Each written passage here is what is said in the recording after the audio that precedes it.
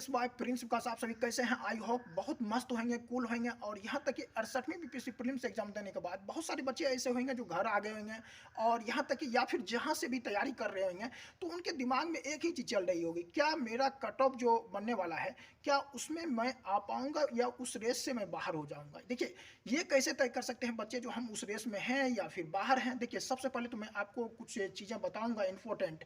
अगर उसको समझ लेते हैं तो आपको आगे की रास्ता जो है पूरी तरह से क्लियर हो जाएगा। देखिए, अगर 80 प्लस हैं या फिर 80 भी मार्क्स आ रहा है तो आप उस रेस में इसलिए हैं क्योंकि 2 नंबर से 4 नंबर से अगर कोई बाहर भी हो जाता है या फिर किसी का सिलेक्शन हो जाता है तो निश्चित रूप से है ये तय नहीं कर सकते हैं वो रेस में है या रेस से बाहर है।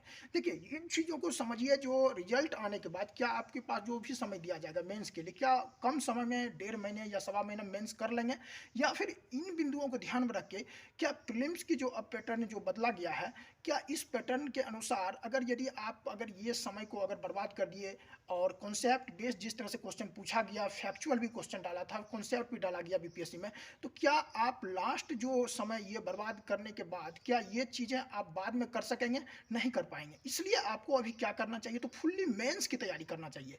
अगर मेंस की तैयारी अच्छी हो जाएगी तो बाद में देखिएगा मेंस के लिए सबसे कम समय दिया जा रहा है। जैसे 67वीं में भी 3 महीने का समय दिया, 68वीं में भी दिया जा रहा है, और 69वीं में भी 3 महीने से ज़्यादा नहीं दिया जाएगा।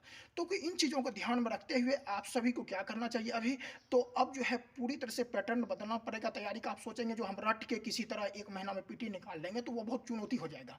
अभी से कॉन्सेप्ट बेस्ड तैयारी जो है फुल्ली मेंस पढ़िए, और यहाँ तक कि थोड़ा सा पीटी का भी अगर लेके चलेंगे, जो भी बच्चे जिनका कि लगता है कि जो हम बाद में थोड़ा चुनौती हो सकता है मेरे लिए, रेस से थोड़ा जो बाहर हैं यानी 80 से नीचे ग्राफ है आपका, तो आपको थोड़ा थोड़ा ध्यान देना चाहिए फैक्चुअल चीज़ों पर भी थोड़ा, ताकि आगे जो है प्रेशर में आप नहीं आए। प्रेशर में देखिए बहुत सारे बच्चों का रिजल्ट भी खराब होता है।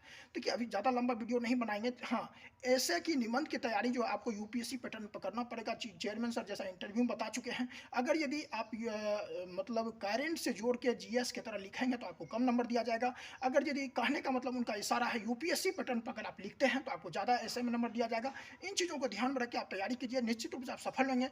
और यहाँ तक कि 30 सितंबर को जैसा कि 69वीं का फिर प्रीलिम्स करवाएंगे, जैसे कि कंबाइंड सभी एग्जाम को ऐड करके उस अनुसार वो करवाएंगे। तो चलिए वो सब चीज़ें आगे की है, फिर देंगे अपडेट। चलिए मिलते हैं फिर नेक्स्ट अपडेट के साथ।